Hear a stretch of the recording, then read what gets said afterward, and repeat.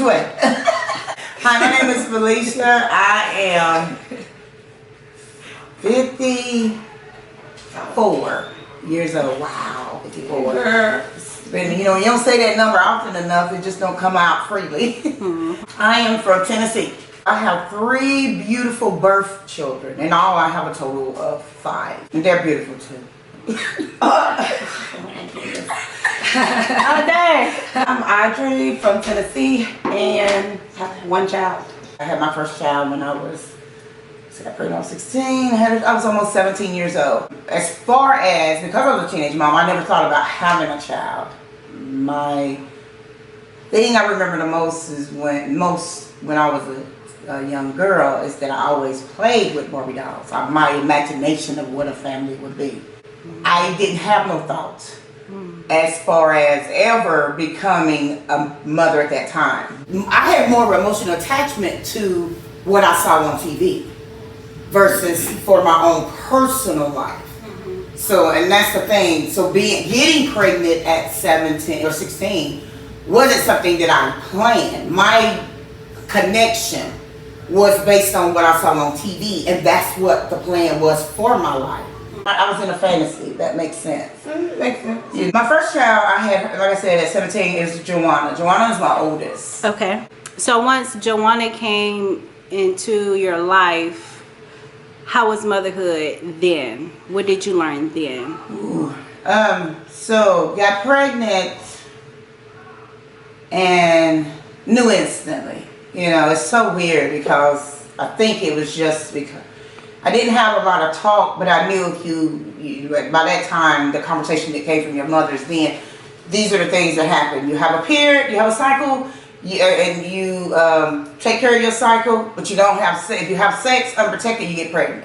So, needless to say, that's the only definition I had of motherhood. I never connected to my own initial family. I only connected to the fantasy family. So, I mean, I was scared that I saw on TV. And I had all those things, but still, because I didn't have no connection to anybody else, I didn't let nobody else know. So I basically carried my pregnancy with fear and with protection. So my initial thing was because I didn't know based on, I felt like my mom and where we were in our relationship, she was not going to be understanding to that what position that I was in. You know what I'm saying? So being pregnant at that time was scary. But like I said, I still was here because I had to find some type of joy out of it. So I put my mind on those happy things that I saw coming from, you know, those TV shows or whatever. Yeah. So, yeah. So, like, the first pregnancy was a little rocky. It was. It was very... And I think I'm not trying to water down my experience. It wasn't for some of the things that I was able to encounter, even though it wasn't real. That helped me. My encounter was when I got pregnant, I was by myself. So once I didn't tell my mom. Once my sister told my mom, my whole world shifted.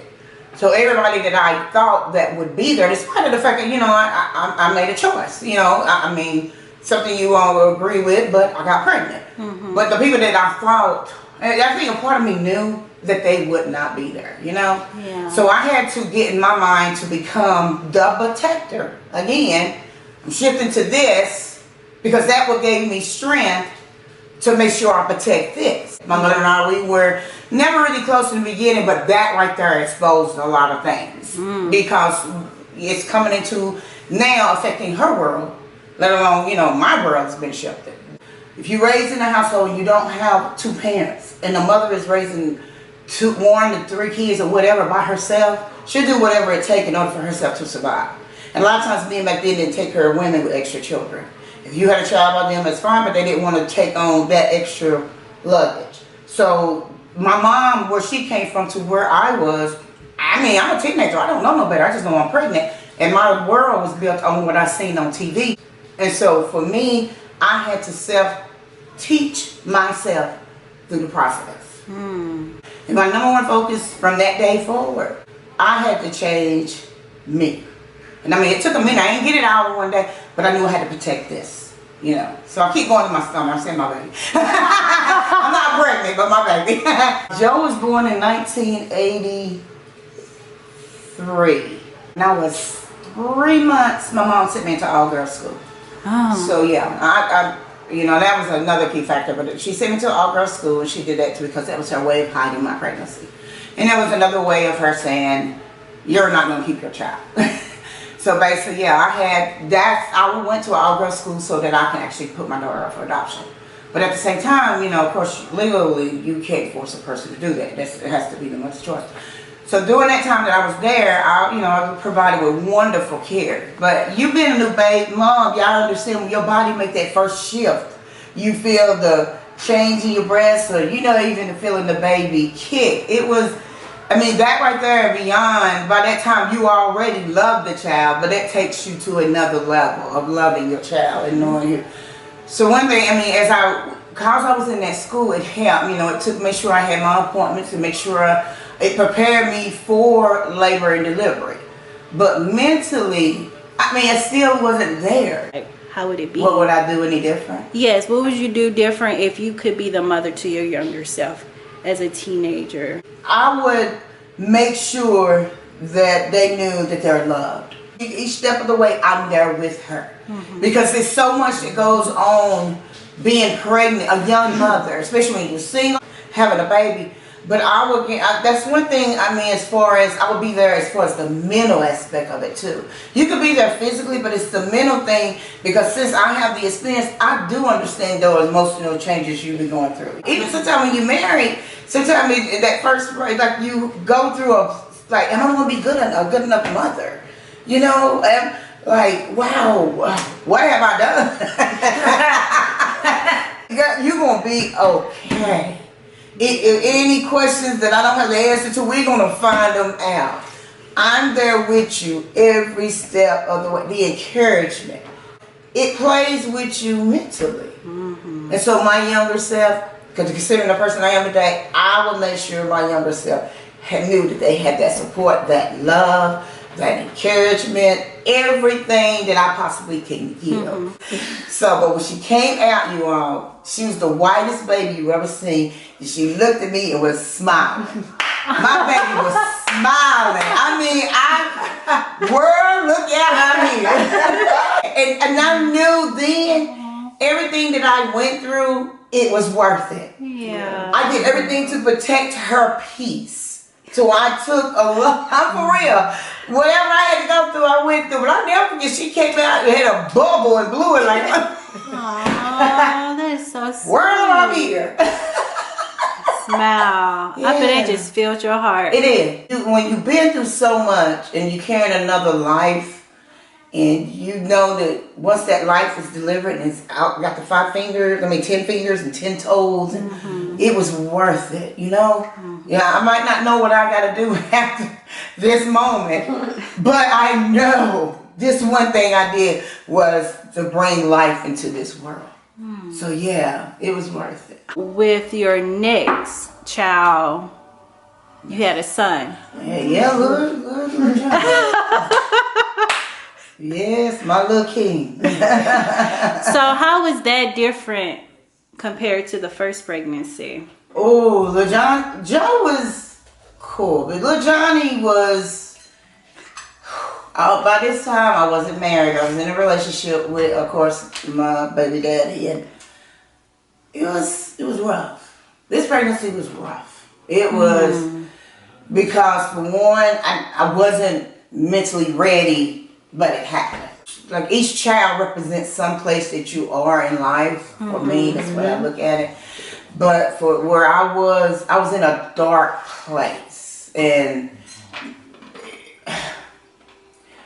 I couldn't even be happy. I was, but I wasn't happy because like I said, I just didn't feel like I was in the right mental space to have another child. The women back, I ain't gonna say all, but the support system that I needed wasn't there. The number one thing was, these your kids, you take care of them.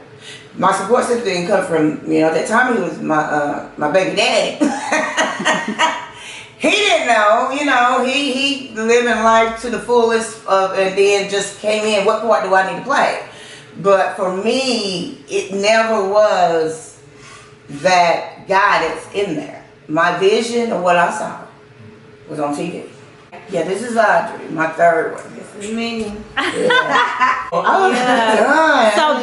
So trying to balance a relationship and being pregnant Right. it's challenging. It's challenging, and it's harder too if one is not ready.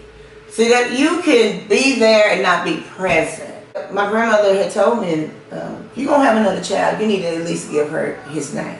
Once we got married and Audrey started to grow in me, it was a different thing. What can I do different? As a matter of fact, Lord, I want her to just love me. I did this. I said this to God. Go Jesus. I said, I want her. Joe was my teacher.